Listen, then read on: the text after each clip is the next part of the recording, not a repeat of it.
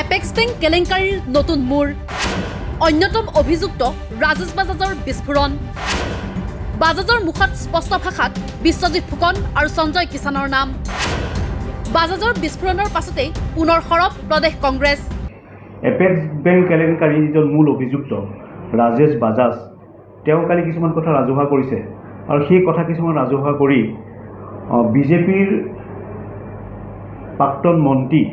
সঞ্জয় কিষাণ এজন ব্যৱসায়ী নাম উল্লেখ কৰিছে আৰু যিজন এমডি তাৰে এমডিজনৰ নাম প্ৰত্যক্ষভাৱে জড়িত থকা বুলি তেওঁ কৈছে লগতে অধ্যক্ষজনৰ কথা কৈছে অধ্যক্ষজনৰ লগত তেওঁ বুজা পৰা আছে অধ্যক্ষ বিশ্বজিৎ ফুকনৰ লগত এতিয়া আমাৰ কথাটো হ'ল যে এই বিষয়টো চৰকাৰে ইমান দিন নহয় কৈ আছিলে মুখ্যমন্ত্ৰীও বিষয়টো তল পেলাবলৈ এটা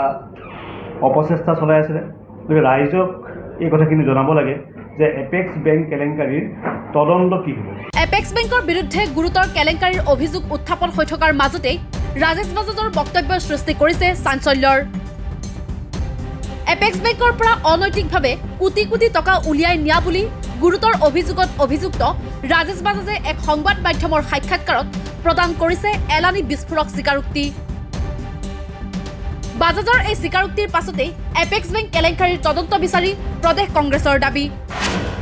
ৰাজেশ বাজাজে নাম লৈছে সঞ্জয় কিষাণ আৰু বিশ্বজিৎ ফুকনৰ এতিয়া স্থিতি স্পষ্ট কৰক বিজেপিয়ে যিজন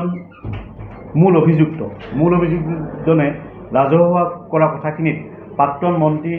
বিজেপি দলৰ গুৰুত্বপূৰ্ণ পদবীত থকা সঞ্জয় কিষাণৰ নাম কৈছে সঞ্জয় কিষাণৰ বিৰুদ্ধে এতিয়া বিজেপি দলে ব্যৱস্থা গ্ৰহণ কৰিব নকৰে তেওঁ উপঢৌকন লোৱা বুলি ডাইৰেক্ট কৈছে এজন ব্যৱসায়ীৰ নাম কৈছে গান্ধী বুলি চৰণজিৎ সিং গান্ধী বুলি সেই ব্যৱসায়ীজনৰ লগত মন্ত্ৰীৰ কি সম্পৰ্ক আছে যিটো গুৰুতৰ অভিযোগ উত্থাপন কৰিছে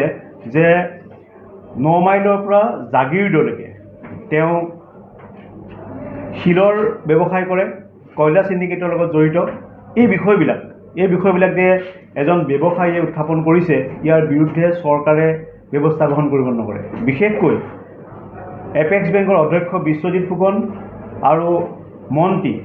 সঞ্জয় কিষাণৰ নাম উত্থাপন হৈছে এই ক্ষেত্ৰত বিজেপি দলৰ স্থিতি কি হ'ব সেই বিষয়ে আমি জানিব বিচাৰিছোঁ আৰু গোটেই বিষয়টো এপেক্স বেংকৰ যিটো কেলেংকাৰী এইটো জাতীয় অনুষ্ঠান এটা আপোনালোকে জানে অসমৰ মানুহৰ গাঁঠিৰ ধনেৰে গঢ় লোৱা এটা অনুষ্ঠান সমবায় বেংক আৰু এই সমবায় বেংকটো শক্তিশালী কৰাৰ ক্ষেত্ৰত মুখ্যমন্ত্ৰী তৰুণ গগৈৰ যথেষ্টখিনি অৱদান আছিলে অৰিহণা আছিলে গতিকে এতিয়া কংগ্ৰেছৰ দিনত খন ধৰি উঠা এই বেংকটো এওঁলোকে শেষ কৰিব বিচাৰিছে বেংকলৈ যদি এতিয়া বেংকটো যদি বেয়া অৱস্থা হয় তাৰ বাবে দায়ী হ'ব সেই সময়ৰ অধ্যক্ষ তথা বৰ্তমানৰ মুখ্যমন্ত্ৰী হিমন্ত বিশ্ব শৰ্মা আৰু তেওঁৰ লগত জড়িত বিষয়াসকল গতিকে আমি